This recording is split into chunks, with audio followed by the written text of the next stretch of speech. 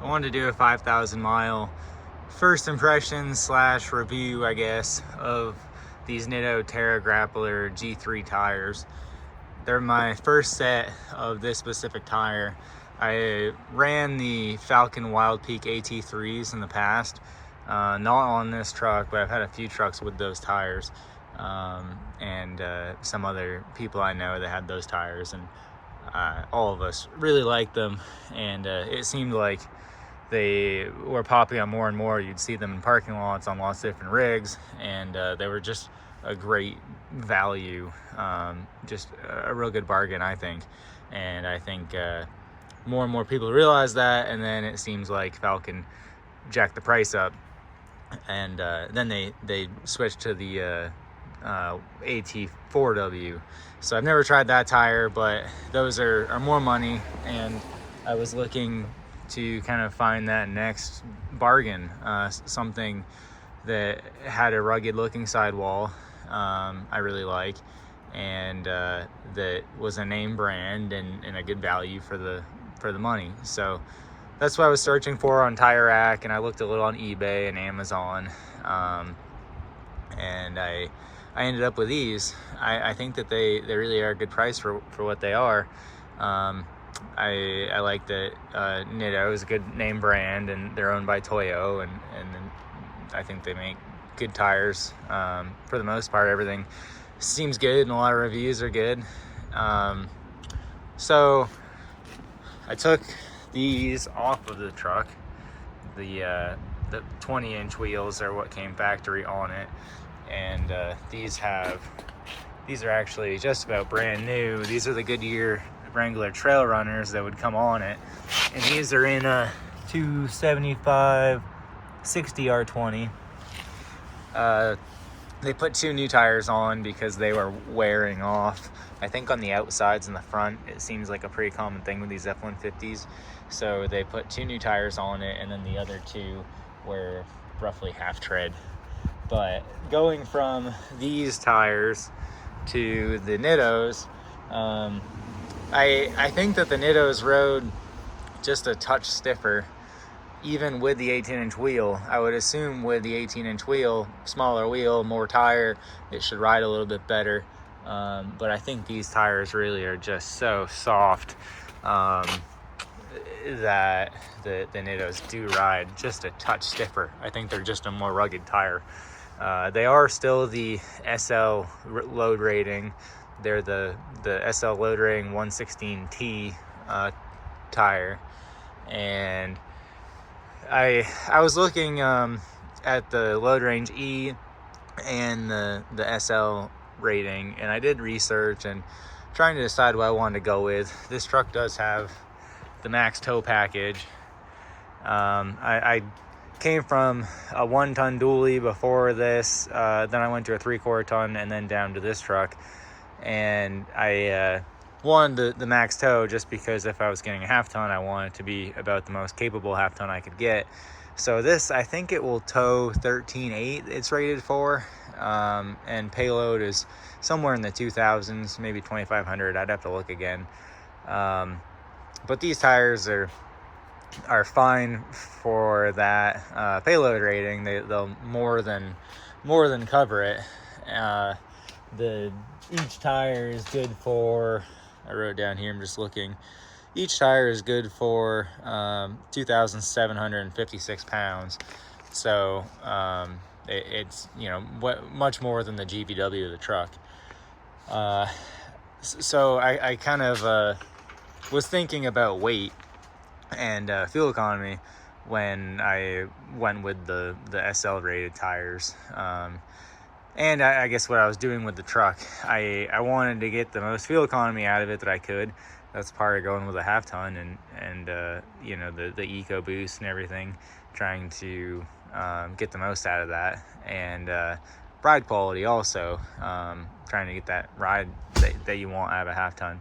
So the more weight they are, you have more unsprung weight, and then it has to turn those. So you're going to lose a little bit of power and a little bit of fuel economy.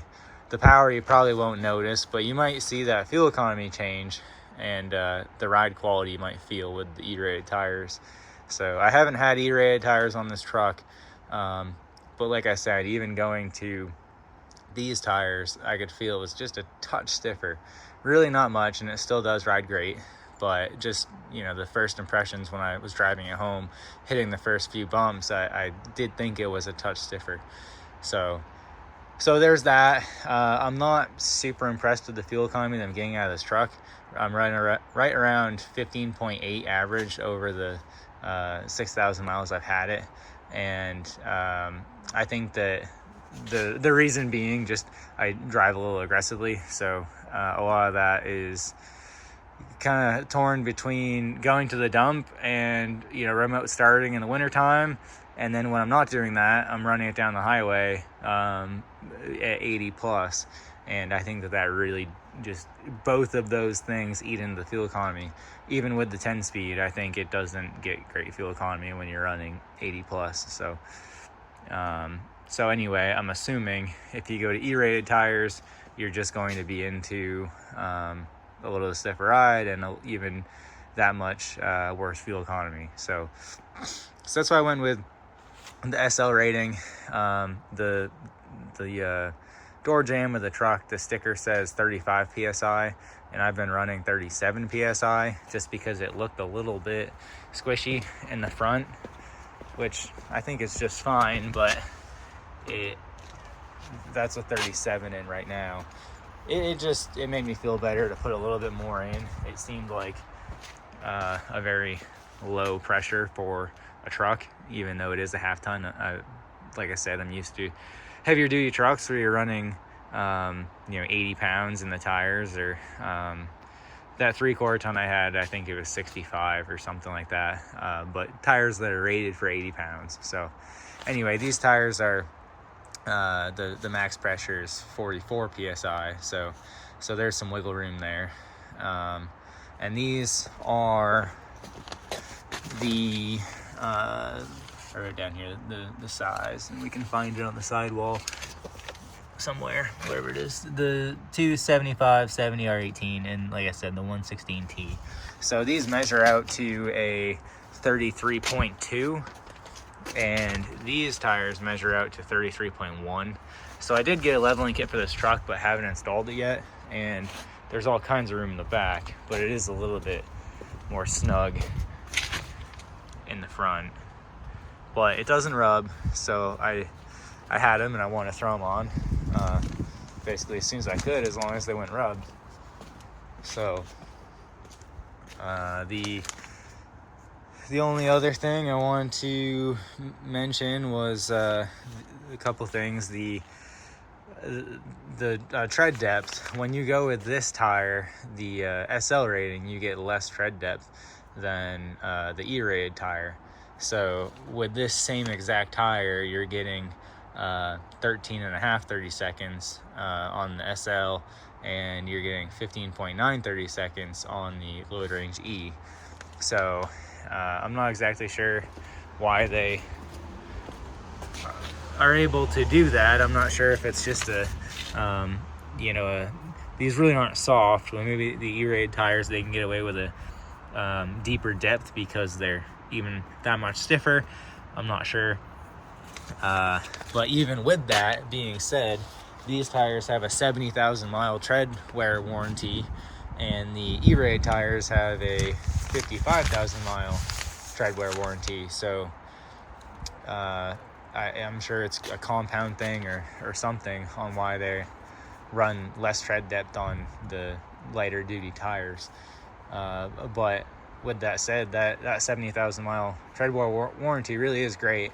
I don't know exactly what the fine print is and stipulations and everything, but just the fact that it has them, they are pretty confident in these tires, I guess. So they do have two different sidewalls you can run. I like this, so I put it on the outside, but there's also that pattern that you can have out if you like it better. And these are the 3 peak snow rated, which it seems like matters to a lot of people. So I think more and more tires are getting that qualification, and I think that they handled pretty well in the snow. I had both of these different tires in the snow, and I'd say they're pretty comparable. I really liked the Falcons in the snow too, and I don't think there was a ton of difference, and I've had them on, like I said, different trucks, so I can't really compare different tires on the same truck and get more I guess better data. But I'm in New Hampshire here, and I live on a steep hill, so it had no problem, and I wouldn't hesitate to take it out with these tires in any snowstorm and go where I gotta go. I like to run all season tires all year round, and I'm sure a good snow tire you're going to have just much better performance, but I think it's just fine with a good all-terrain tire like this with that 3-peak snow rating, the compound that is good for that. You can see pictures online and whatnot, but lots of siping. I really like that. There's some tires that are a little bit more aggressive all-terrain that don't have siping on them, and they're not nearly as much siping, and I like to have basically that 3-peak rating and a lot of siping. They're good in the snow and ice, and good in the rain and everything, so I like to see that. And I like that they have that aggressive sidewall, but they're not overly aggressive, just kind of like you want in a truck that you're doing mostly on-road driving. I don't off-road this, so I can't speak to the off-road performance of them. I think one thing that I would like to see is there's almost no variation in where the edge of the lug, this one is in and this one's out, this one's in. There's almost no variation. I think it'd look a little better if there was more, but then again, I am obviously not a tire engineer, and I'm sure that they do it that way for a reason, and they don't want it to be overly aggressive. And I know some of the things they do with tread patterns even affect noise and whatnot. These tires aren't noisy. I haven't noticed them being noisy at all, and they ride nicely. They handle nicely. I've had mud tires before on a 3/4 ton truck that were like marshmallows and just really spongy until they started to wear the tread down, and then it handled better. These aren't like that at all. They handle good, just like you'd expect. And they're a really good price. You can look them up online in your specific size, but these were $284 a tire in this load rating. They're $307 in the E rating for this size, but they're a lot cheaper than a lot of other tires that are real common. I just looked quickly before making the video, and the BFG KO3 is at closeout for $300 a tire, and I would say those are pretty good value. But the Falcon Wild Peak AT4W is $327 a tire, so it's a pretty big difference in something that really does the same thing. I would say that these are just fine in comparison to those Wild Peaks. So I really do think they're a good value. Like I said, I've had both. There's the general grabbers are kind of in there at $298 a tire. And then another one that I should mention, I looked at before buying these, is the Goodyear Wrangler Territory MT. And those in this same load rating, same size, are only $240 a tire. So they look real good. For an MT, really, they're like an all-terrain, and they look nice. They come on a lot of the new Broncos, but a lot of what I saw in reviews and videos and whatnot is that they kind of fall apart and they're kind of weak, and that's kind of why I'm thinking that these Goodyears are also a little on the weaker side and kind of spongier side. I saw lots of kind of reports of chunking on the tread, and reports of just easy to puncture, like light off-road use with a Bronco, and puncturing them, and just not as rugged as a lot of the other tires that you hear of, the Nittos and BFGs, and probably really any other brand of tire. But I think that they really are good value. I think that when you look at them online and in comparison to other tires, they seem like a good value, and having 5,000 miles on them, I would say they are. I have a tread depth gauge. I figured, why not throw it on? They almost have nothing off of them. In the back here, I actually didn't look, so they're about due for a rotation, so they do actually have more off of them back here. I would say they're right around 9:30 seconds. So yeah, that's actually 4.5, 30 seconds off of them up here. This is where I looked before, so you can see they're right around more like 12. So I haven't rotated them yet. They're right around that 5,000, so it's time. But I should be able to get a good amount of life out of them. Thanks for watching.